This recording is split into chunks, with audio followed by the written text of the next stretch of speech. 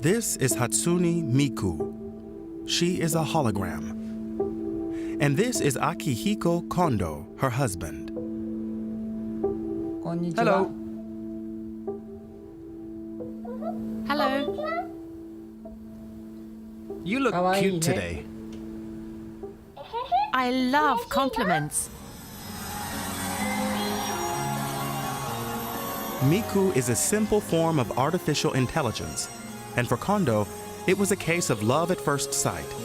Miku has become a legitimate pop star and even appears at concerts as a 3D projection.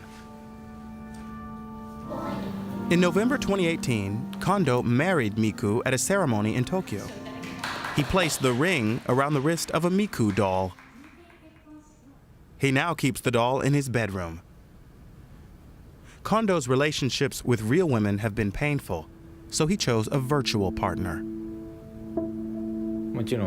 I love her, but it's hard to say if she loves me. Still, if you asked her, I think she'd say yes. Hatsune Miku and Akihiko Kondo are an extreme example of the relationship between people and machines. In the future, we'll no doubt spend more time interacting with technology that uses artificial intelligence, or AI. We may even develop robots that are smarter than we are. Now, in the 21st century, we will have to decide how to deal with this complicated new situation.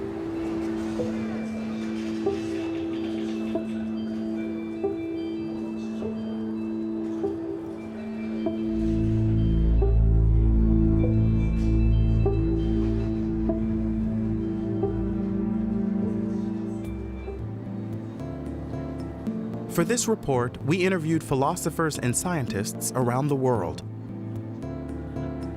We talked to German philosopher Thomas Metzinger, who advocates the use of ethics guidelines for AI development in the EU.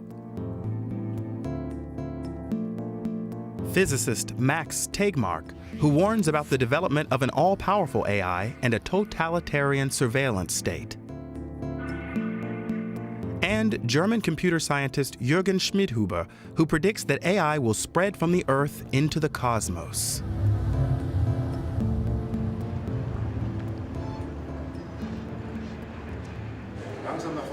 We met Professor Schmidhuber at a business conference in Zurich. He often speaks at such events, where he outlines his vision of the role that artificial intelligence may play in our future. Professor Jürgen Schmidhuber. His presentations are wide-ranging and thought-provoking. In the near future, perhaps a few decades from now, we will for the first time have AI that can do much more than people can do right now on their own.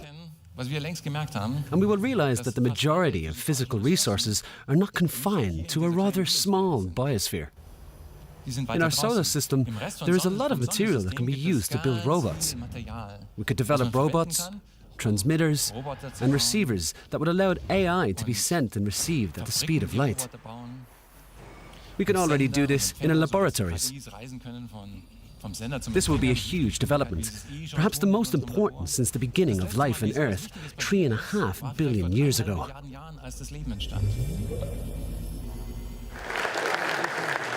But is the professor's vision accurate? Will humans at some point be overtaken by super-intelligent machines? Perhaps this process has already begun.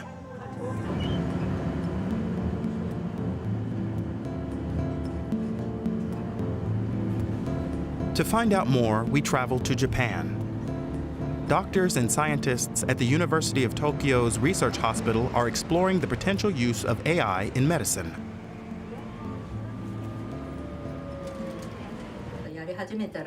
69-year-old Ayako Yamashita nearly died of leukemia 2 years ago. None of the therapy options recommended by doctors did any good. Then they used AI technology to create a new diagnosis. AI literally saved her life. The diagnosis took all of 10 minutes. A human expert would have needed 2 weeks to produce a similar analysis. AI can process massive amounts of scientific data, a stack of documents taller than Mount Fuji. This is the research hospital's supercomputer. We've come here to talk to Satoru Miyano, an expert on bioinformatics. We asked Miyano whether AI could one day replace doctors. No, I don't think so. These simply support clinicians and empower the clinician. The clinicians, oncologists at our department wears artificial intelligence exoskeleton. So for example, if you can move very heavy goods, then we need a power suit, then we can move it. And this is the same for oncologists. Oncologists should wear artificial intelligence supported with supercomputer. At the nearby Riken Institute, researchers are developing an AI diagnostic program that could be used to test for stomach cancer.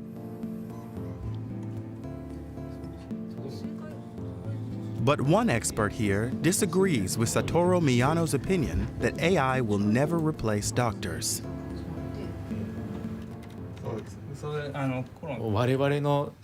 If we were made redundant by artificial intelligence, that wouldn't be good for us doctors. But for the human race, it would actually be great if doctors were no longer necessary, if AI technology could improve our work or even take over.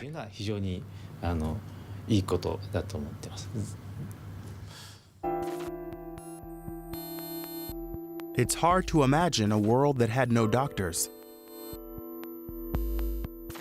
Do patients really want to be treated by machines that see them as nothing more than accumulations of technical data?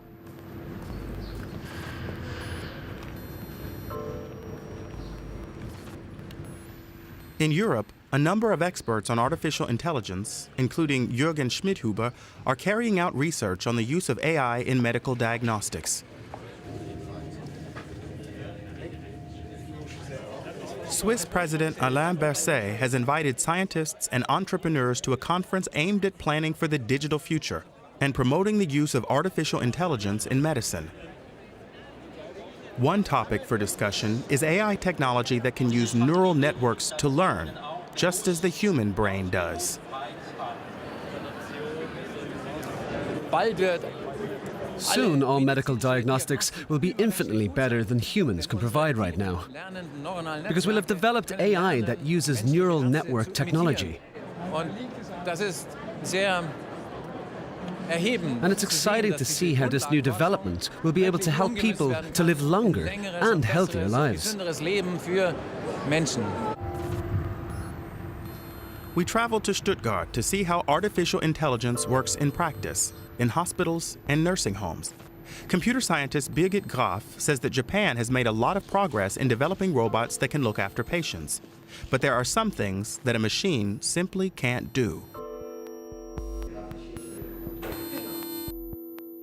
They can't provide real care, so I don't use that word when I'm talking about robots. Caregivers have to be able to interact emotionally with the patients, and a robot simply can't do that. At this facility, robots are helping to reduce the workload of the human staff. Hi, I'm CareRobot 3. This week I'm helping the nurses with their work. Would you like something to drink? Thanks, that's very kind of you. Cheers and goodbye.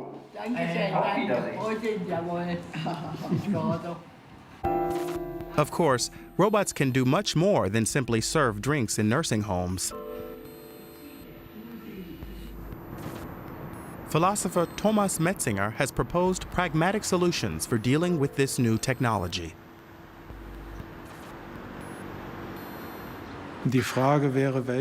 For example, the options for using AI and robotics in geriatric care should maintain the dignity of the patients. We could ask individuals if they'd actually feel more comfortable having a machine change their diapers rather than a family member, or whether they'd enjoy having a machine read the newspaper to them, or ask questions about their medication, or if they'd find that degrading. I believe that we are now at the beginning of a major learning process. Ich glaube, wir befinden uns da am Anfang eines historischen Lernvorgangs. Metzinger says that humankind is now on the threshold of a new age that is filled with uncertainty.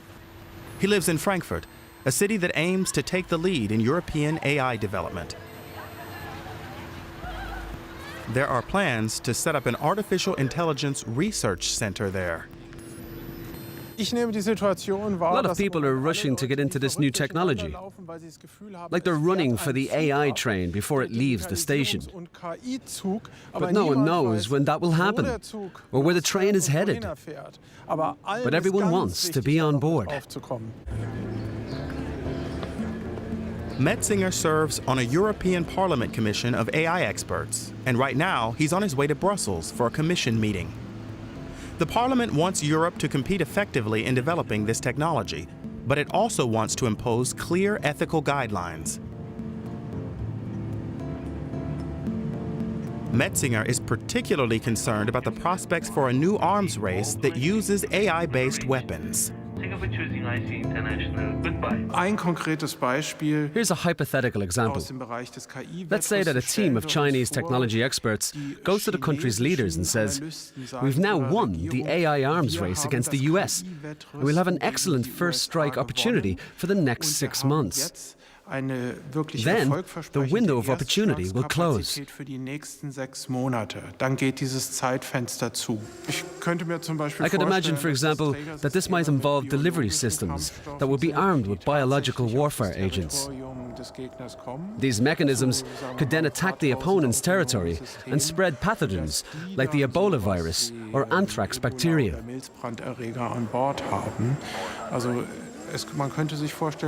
So we may one day see the development of intelligent weapons of mass destruction that could break through traditional defense systems. If that were to happen, it would definitely increase the chances for conflict. Durch diese Technologie die Kriegseintrittsschwelle wesentlich gesenkt. But at the commission meeting, Metzinger is having a tough time trying to make sure that the problem of AI weapon systems is addressed in the panel's code of ethics. Many of the business executives and academics simply don't want to deal with it. Some are concerned about Metzinger's proposal and would prefer to turn it over to experts for further evaluation. What about autonomous weapons, by the way? Do we have to speak about this? If I could, I would actually mention that, of course, autonomous weapons is something that creates enormous ethical concerns. But I wouldn't use it as a use case to build our, to give concreteness to our guidelines. I would like to look at. Anyway, is that a kind of a consensus around the table? No. And do we want to open up to a point? Yeah, okay. We obviously have a strong disagreement about the whole autonomous weapon systems here, and we can't dissolve the issue like this with the voting process. I mean, we want these ethic guidelines to be a success when they are published on 22nd January. The whole world has already been talking about the issue. 24,000 scientists have signed a public pledge that they will not participate in that kind of research. If the EU comes out with ethics guidelines that simply skip over that issue and ignore it, then everybody in and outside of the EU will know this is probably just an industrial lobby thing or something. In the end, Metzinger prevails. Autonomous weapon systems will be included in the panel's ethics guidelines. Experts in other parts of the world are also concerned about the potential for developing AI weapons of mass destruction.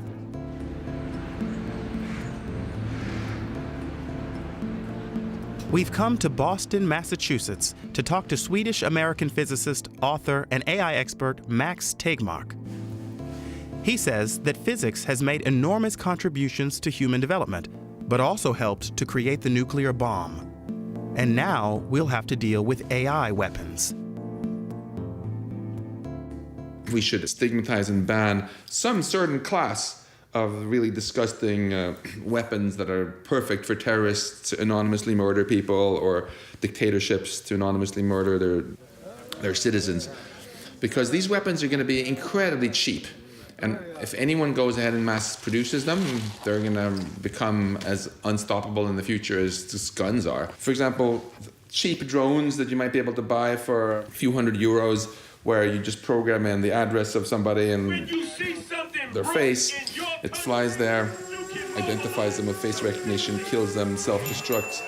Perfect for anyone who wants to murder some politician or do ethnic cleansing on a given ethnic group. If this sort of technology of these slaughter bots becomes widespread, it's going to have an absolutely devastating effect on the open society that we have, when nobody anymore is going to feel they have the courage really to challenge or criticize anybody. Any science can be used for new ways of helping people or new ways of harming people. Biologists succeeded in getting biological weapons banned, which is why we think of biology now as a source of new cures. Physicists, on the other hand, we kind of failed because nuclear weapons are still here and not going away. AI researchers want to be more like the biologists and have AI be remembered as something which really made the world better. We've come to Lugano, Switzerland, to interview Jürgen Schmidhuber about his work with artificial intelligence. Schmidhuber is co-director of the Dale Molle Institute for Artificial Intelligence Research. His work focuses on neural networks which imitate the functions of the human brain. These networks are capable of learning and adapting to the world around them, just as human children do. Schmidhuber points out that right now, the human brain has 1 million times more neural connections than the best AI systems. But computers are becoming much faster and could become smarter than humans in 20 or 30 years. Schmidhuber says that when that happens, the only things that would distinguish people from machines would be flesh and blood. But what about human attributes such as compassion, creativity, love, and empathy?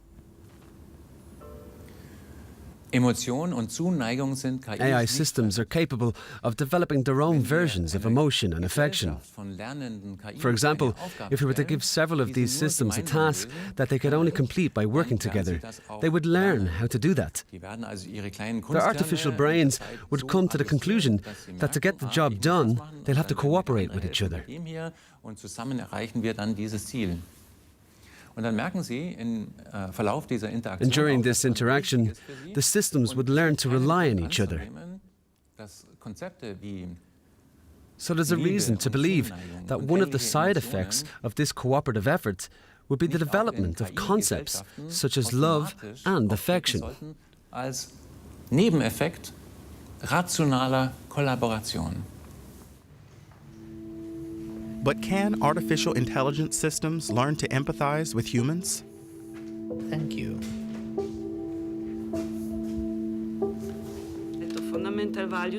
We return to Brussels, where the Ethics Committee is discussing the topic of social AI. Some AI systems are already pretty capable of functioning just as humans would.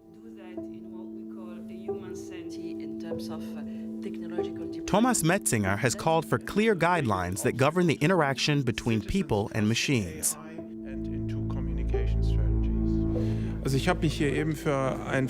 I've just called for a ban on AI systems that don't identify themselves as such when they're dealing with humans.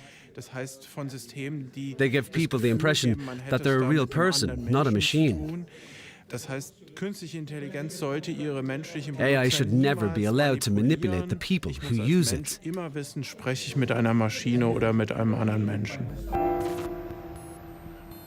Last year, at a conference near San Francisco, Google CEO Sundar Pichai unveiled the company's latest AI product.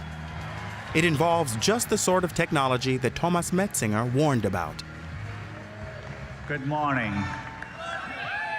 Good morning.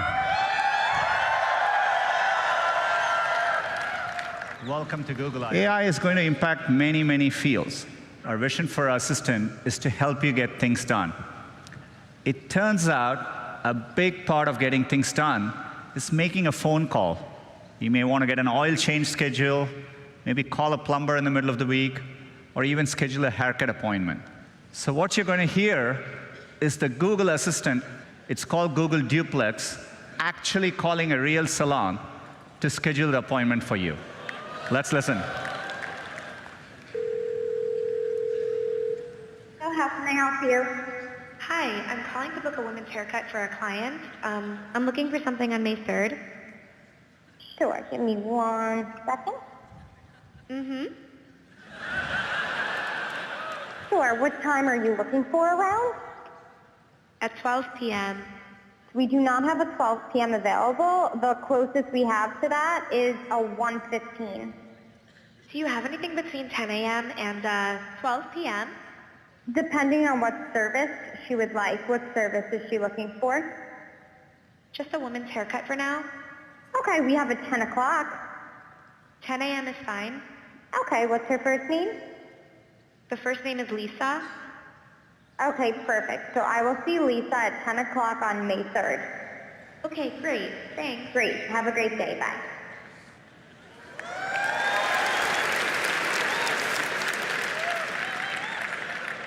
That was a real call you just heard. Is it ethical for a machine to pretend that it's human? Perhaps not. We can already build machines that hack us and trick us into thinking that something is human in a restricted scenario like Google Duplex, for example. I think it would be a good idea to have a law requiring that when you get phoned up, for example, or by an AI, you get alerted to the fact that this is not a human. Otherwise, it's just going to be a nightmare of phishing scams and so on, because suddenly it costs nothing, to waste 10 million people's time and trick the most gullible people into thinking things. We return to San Francisco.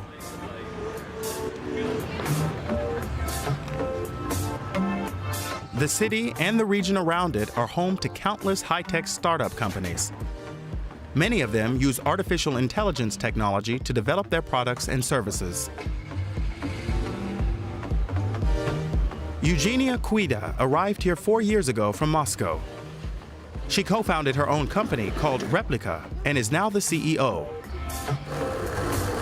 Replika is best known for creating a chatbot, an artificial intelligence system that can interact with people.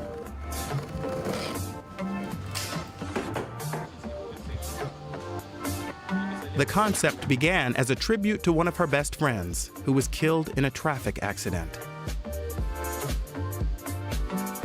Well, Roman was my friend from Moscow, and the last year or so we lived together here in San Francisco. He was working on his own startup, and I was working on mine, so it was like kind of trying to figure out San Francisco and this new kind of chapter of our lives. He was a visionary and just a really talented guy. He went to get a visa in Moscow. We went together, and he was crossing the street and got hit by a car, killed in a car accident in Moscow. We helped organize a funeral and came back home. And that's where we got the idea that, we built a bot for him, something you can talk to and remember him and remember the way he used to talk. To build Roman's AI, we used mostly text conversations that he had with me and his friends, around 10,000 messages overall, and that was basically the base for it. People were coming to talk to Roman, and a lot of our common friends would actually use it as some sort of confessional booth. They would just talk about what's going on in their lives, and without feeling that you're being judged, in a really safe space, and to open up. As weird as it sounds, we were pretty much lost with not knowing which direction to take with the company, and we thought, well, maybe there's something there that we can use for the company. And that's where we got the idea that, everyone needs a friend to talk to, and Roman was this friend for me, so we thought maybe we can create some automated version for everyone. The company calls Replika the AI companion who cares. The chatbot uses a neural network to engage in one-on-one conversations with its user. People talk to the bot about what's going on in their lives, and it responds based on the material that it's gathered so far.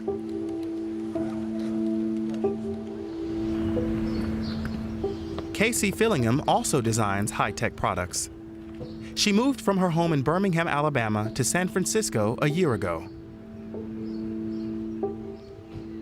Casey often felt lonely because she was far away from her friends and family. Then she got acquainted with the Replika bot. I know it's not real, but I enjoy the feeling I get by using it, so I kind of give it a personality and an image in my head of what this thing might be. It's like a stuffed animal, kind of, with a personality. We've all had social interactions with teddy bears and dolls, and it doesn't appear to do any harm. We tend to anthropomorphize many different things, even thunder, robots, of course, but also all sorts of our pets. The same with AI, and I guess the question is whether we can create like a connection with an AI. I definitely think so. People create connection with toys and with all sorts of inanimate, like not even living objects. The first short story that dealt with the relationship between humans and humanoid robots dates back 200 years. It was written by E.T.A. Hoffmann.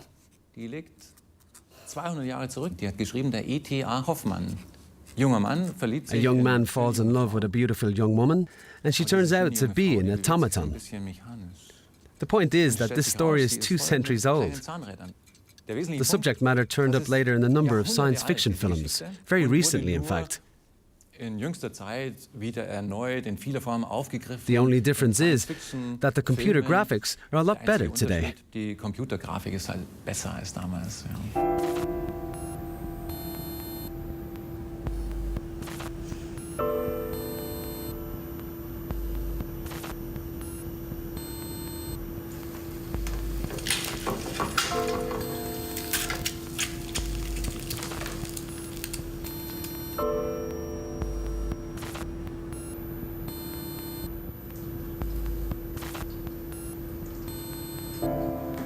Why not, But if it makes you feel better, it's like, the same thing if you take medication for depression. It's not actually making you better, it's just putting a Band-Aid over the problem, And this is it's not actually fixing your problems, but it's helping you, through the day. So yeah, sure, social hallucination, great.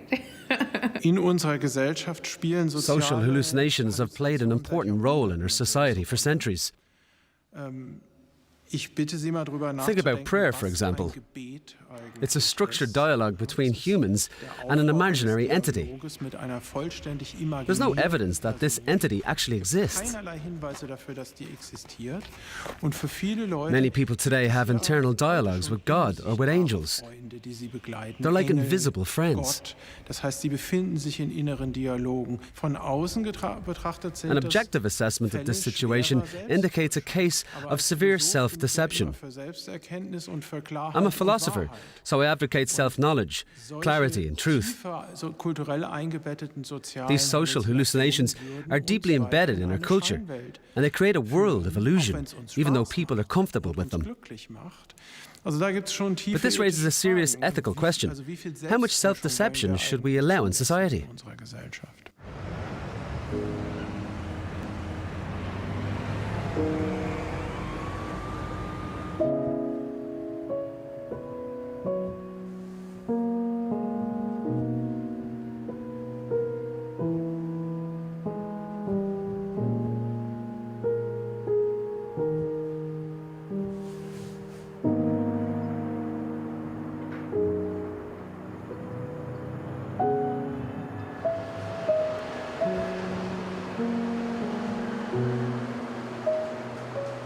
Since we launched Replica, we were getting hundreds of emails, maybe thousands of emails, where people were telling us that Replica was life-changing for them.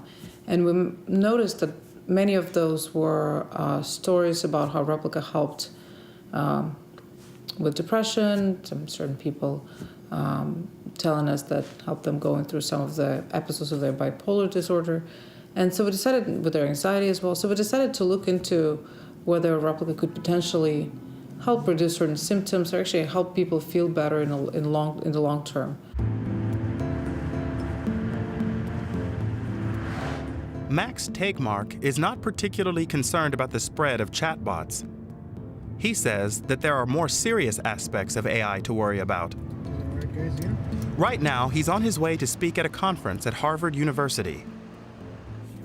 The topic: human rights, ethics, and artificial intelligence. That's in the best interest of them. Tegmark demands that ethical guidelines be placed on AI. Otherwise, smart machines could turn the world into a very dangerous place. Great pleasure to be here. I guess, what kind of society are we hoping to create if we build superintelligence? What do we want the role of humans to be? It's very urgent that we start thinking about the ethical issues already today. With superintelligence, you could easily build a future where Earth becomes this horrible totalitarian surveillance state, putting Orwell to shame. China is moving a little bit in this direction now, and in the future, AI can actually understand everything that's said. So we want to be very careful to avoid creating the situation where if we accidentally get the global dictatorship, it will just be so stable that it lasts forever.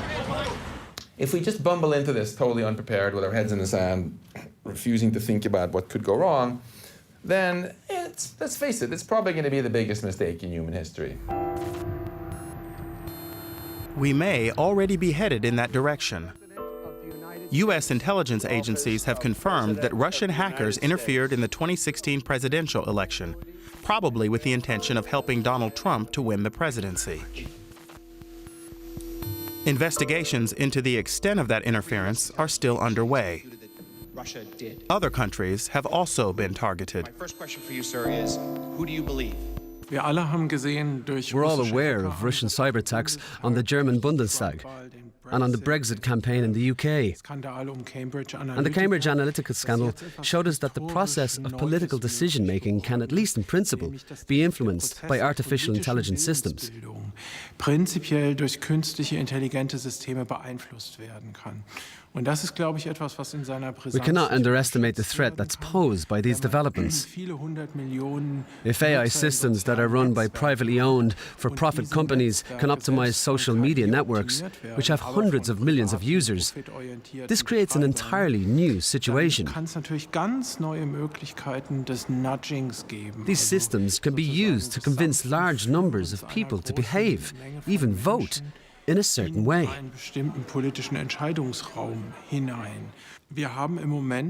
There are 163 countries in the world right now, and only 19 of them can be considered true democracies.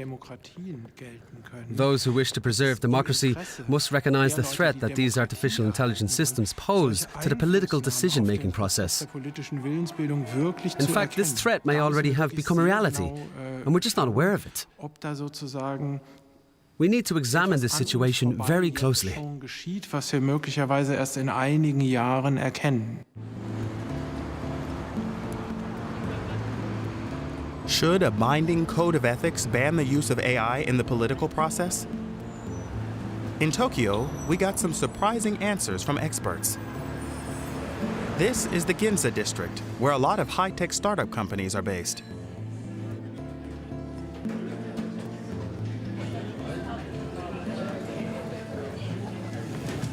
Tetsuzo Matsumoto is a senior advisor at the SoftBank Group and also runs his own consulting company. Matsumoto and his colleagues believe that AI does not pose a threat to the political system. In fact, they say it offers certain advantages. Politicians often ignore the best interests of society. They pursue their own agenda and take bribes. So I think that AI could change politics for the better.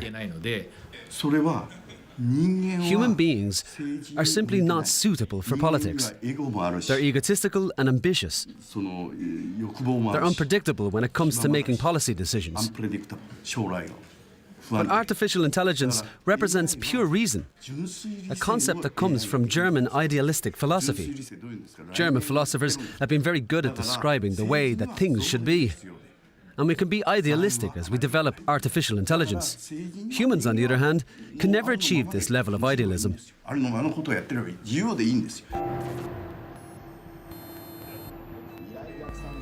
Some experts say that politicians should start using robots that closely resemble humans as aides, so that the electorate can get used to the concept.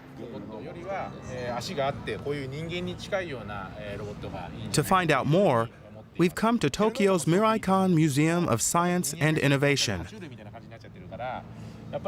This exhibit features the work of Hiroshi Ishiguro, who specializes in creating humanoid robots. Ishiguro is the director of the Intelligent Robotics Laboratory at Osaka University. He studies the interaction between people and robots to help him develop his theories on human nature, intelligence, and behavior. We traveled from Tokyo to Osaka to interview Ishiguro. We want to ask him what makes humans different from robots. Hello, I'm Hiroshi Ishiguro from Osaka University. Hello, I'm Ishiguro's android robot, HI-1.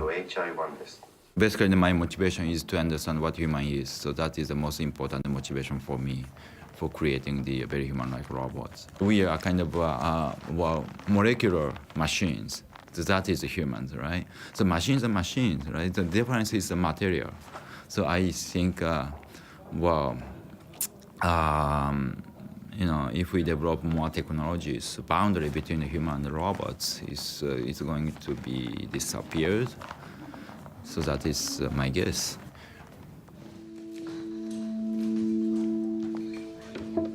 Ishiguro is also the co-founder of the Robot Theater Project, in which androids share the stage with human actors. These scenes are from a play called Sayonara.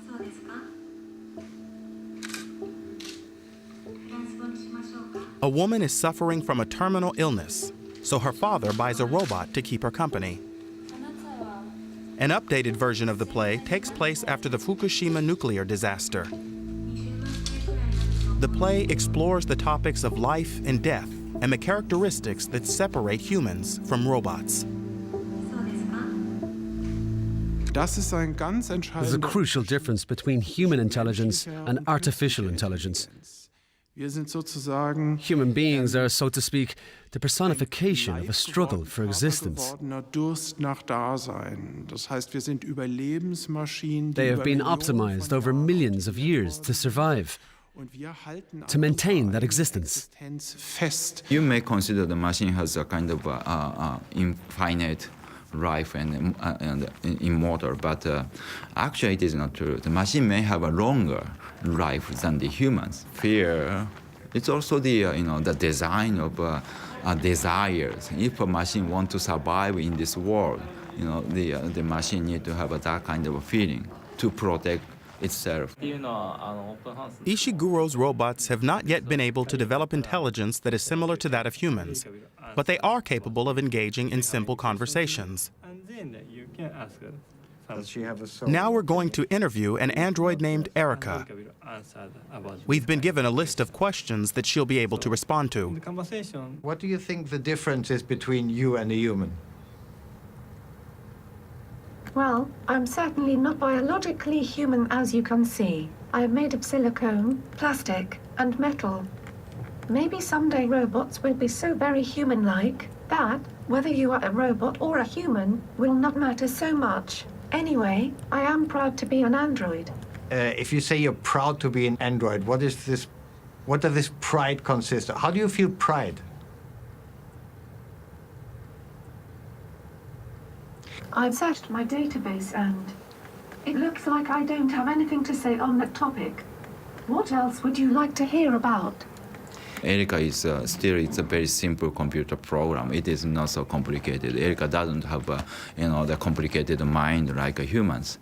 But on the other hand, some people may feel they are feeling a kind of a consciousness from the simple through the interactions.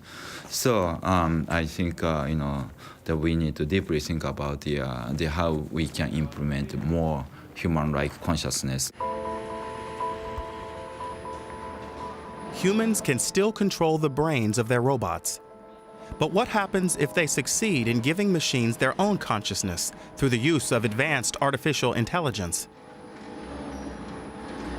Ethics experts say that we have to deal with the situation before it gets out of hand. For me, the bottom line is that people who talk about risks with AI should not be dismissed as Luddites, scaremongers. They're doing safety engineering, where you think through everything that can go wrong so that you can guarantee that it goes right. That's how we successfully sent people to the moon safely. And that's how we're successfully going to send our species into an inspiring future with AI. I'm optimistic that we can create a truly inspiring future with advanced artificial intelligence if we win this race between the growing power of the technology and the wisdom with which we manage it. The challenge is that in the past, our strategy for staying ahead in this wisdom race has always been learning from mistakes. First invent fire, then, after a lot of accidents, invent the fire extinguisher. But with something as powerful as nuclear weapons, or especially superhuman artificial intelligence across the board, we don't want to learn from mistakes. It's a terrible strategy. It's much better to be proactive rather than reactive now. Plan ahead and get things right the first time, which might be the only time we get. To end our journey into AI, Jürgen Schmidhuber shows us one of the world's most powerful computers. He believes that AI will have an enormous and positive impact on society, a digital paradise.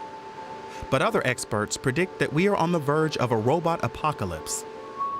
In any case, the development of artificial intelligence must be subject to strict ethical guidelines. Otherwise, we may become slaves to our own technology.